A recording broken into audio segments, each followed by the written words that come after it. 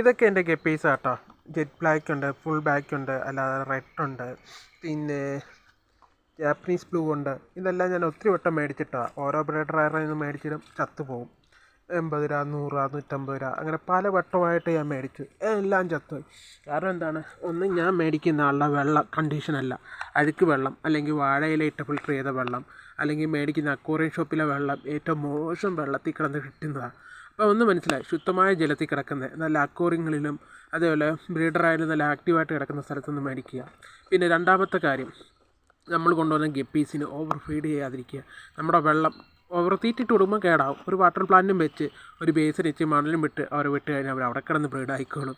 നമ്മളൊന്നും അറിയത്തില്ല. ആവശ്യത്തിന് ഒരു തുള്ളി തീറ്റ മാത്രം കൊടുത്താൽ മതി. ആർക്കും സിമ്പിളായിട്ട് വളർത്താം. ഇത് എൻ്റെ പരാജയങ്ങളിൽ നിന്ന് പഠിച്ചൊരു പാഠമാണ്. ഞാൻ കുറച്ച് ഗപ്പീസേ ചെയ്യുന്നുള്ളെങ്കിലും അത് നമുക്ക് ഒത്തിരി കാര്യങ്ങൾ പഠിപ്പിച്ചു തരുന്നുണ്ട്.